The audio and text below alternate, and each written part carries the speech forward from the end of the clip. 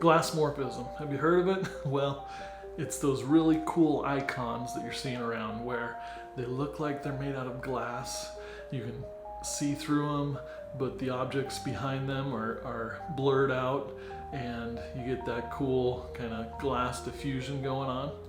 That's what we're going to do today. So I'm going to take you from sketch, concept. We got this collection of icons. They're fintech, banking related, and I chose those because I was doing it for 6 years, and so they came to mind fairly quick. But you can apply this to any type of icons. But we're going to take them from sketch to the monoline vector versions, and then we're going to push them even further in Figma by applying some of these effects that give you that cool glass look that people in 2024 and beyond expect.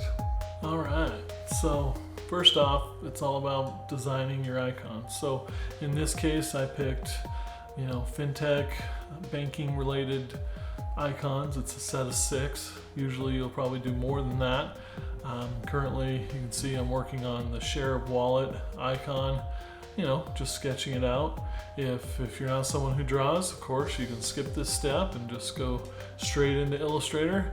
But I find that this helps me to kind of get away from those rigid tools. And as you'll see in the process, these sketches aren't what I end up with in the end. I mean, they're close, but I get to a point where I start to realize that there's ways to unify this set and make them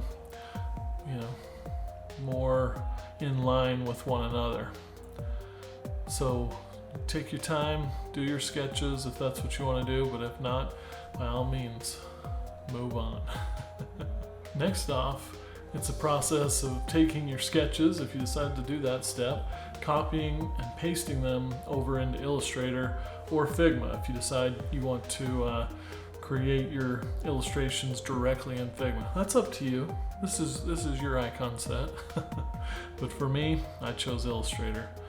So once I get all of these icons brought in, I'm going to scale them, name them, and then I just go ahead and jump in and start using shapes to build the different icons. I used to be someone who just jumped straight into the pen tool because I knew you could essentially create anything, but to get real clean, minimal geometric shapes, I find building with shapes, and then, in this case, I'm using the stroke to create the lock, and then I outline that stroke. Another handy trick is to create a triangle. Sure, you can use the polygon tool, but I like to make a perfect square, rotate it to 45, remove that bottom point, and then go from there. And in this example, you can see I'm using multiple circles and a square to kind of figure out where is that shape that makes up the head of the pickaxe for this data mining icon. And then using the shape builder tool, I just remove the pieces I don't need. And of course, this isn't a tutorial necessarily on how to create icons in Illustrator. I would imagine most of you watching this are already comfortable with how to create vector icons. You're just looking to take it to the next step. That's totally fine. You can see here I'm using a different tool, one that I discovered recently. It's called the Polar Grid tool, and essentially it gives you a circle and you can change the number of lines or pie shapes, as well as like inner rings to make a target if you wanted to do that, and then you can edit it. So it saves a lot of steps because it seems making those pies is a common practice. So at this point, I've got my initial icon set done in Illustrator. I've duplicated them all just in case I want to go back, or I want to use them just as simple monoline or black and white icons. But I'm applying a little bit of color and transparency at this level just to kind of get me started for where the magic happens, which is in Figma. So just like before, we're going to copy each individual icon from Illustrator to Figma this time. And then once they're in there, you could do a little housekeeping and turn those frames into groups. I do that later. I decided these icons were a little hard to see since I'd already applied some transparencies and we're dealing with white on white essentially. So I decided to make the background color of my frame kind of a slate green, and that's gonna help me kind of see what's going on. So pardon this quick interruption, but I need you to do one, maybe two things for me real quick. First off, if you found this helpful, please like, and then you want to take it to a whole nother level, subscribe. Subscribe to the channel for more of these creative tips. Let's get back to it. So this is where the magic truly happens. It's in Figma. It's where we take the blur background layer effect and apply that to our glass, and we get that nice diffuse glass behind there. Now just a little gotcha, when I brought these icons in from Illustrator, if you see pass through over there on the right, that was at 80%, and I wasn't getting that true glass effect. I was still seeing a hard edge to my green icon in the background there, so watch out for that. Then at this point, I decided to finesse some of these vectors a little bit, separate the lock, the hook from the actual box, and then applying another layer effect, the inner shadow, to give it kind of that white glow around the edge of the glass, adding a drop shadow effect as well. And you'll see over the process of this, I come back, change things. You can see I had that green bank icon in the background. I had duplicated it and blurred it to, be a little bit of light coming from that icon. I decided to keep it a little more crisp. And then it's all about creating these styles so that when we go to our additional icons, we don't have to remember the individual settings. We can just apply that effect or that style to what it is we're working on. And then once I got to this online payments icon with kind of this globe in the background, kind of showing networking or online, there were some weird artifacts that came through, and I decided I didn't want a white outline.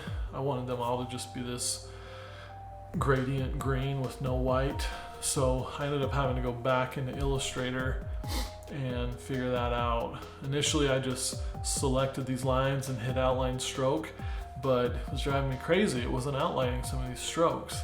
And so what I had to do is go into the Pathfinder, and in that little hamburger menu, do the compound shape and then expand it, and then I was able to outline the stroke. And then once I had all those strokes outlined, it's just a matter of merging those together as one giant union of strokes that are no longer strokes because they've been outlined. And then the same process there, hit the hamburger menu, make compound shape, expand, and then subtract that from the green sphere or circle in the background. And then again, make compound shape, expand, and then that gradient looks the way it's supposed to. And then of course, paste it back into Figma where we can continue to noodle things. So at this point, I've got it looking good on a green background, but a lot of sites these days are white. So I wanted to make sure that these icons looked really good over white. So that meant I had to kind of tint the glass.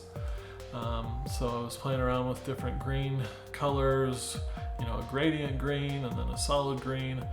I ended up with more of a solid yellowish green, and I'm working on the effects style for the entire effect. So it's affecting all of these icons, not just the one, which is great. You know, you make these edits in one spot, you know, you change the color, the shadow, the effects, whatever, it's applying it to the rest at the same time, which is brilliant, and I love it. You know, changing up the icons, continue to jump around, play with different colors, second guessing myself. So there's a lot of experimentation, and it's up to taste. It's up to what is going to work best with the brand and the guidelines that may exist for that brand. Or if you're in charge of that and you're trying to, what I always like to do, evolve those living brands, then you know, you want to make sure it feels like an evolution. So just going, visiting the other icons, making adjustments. You know, that wallet icon is a little different, so I had to treat that slightly different, but I think they still look cohesive. Continuing to play with the color of that glass because I want it to still look clear, but we need some kind of color on there to make it work on white. But I think where I landed worked out pretty good. And then I thought, you know, let's make this a little bit more easy to see. So I, you know, hit O for oval, drew a circle, and added a blur using the layer effect, and then played with colors until I found kind of a yellowish green color. And that's just kind of the splash of lighting that I'm positioning behind these icons to give it another layer of something. And in the end, here's what we got. All right, so there it is. That's my process for taking icons from a raster program like Procreate or Photoshop into vector. Now in my case, I used Illustrator because frankly I feel most comfortable creating illustrations like icons in Illustrator. But if you don't have Illustrator or you want to use Figma and you feel comfortable producing those there, by all means, do you, right? But once you have those monoline icon versions, then as you can see, it's just a matter of applying the right combination of colors, layer opacities, blend modes, and effects to get you that beautiful, beautiful glassmorphism effect. So if you found this helpful, please like, subscribe, drop us a comment. I know that's a lot to remember, but do all three, please. Thank you.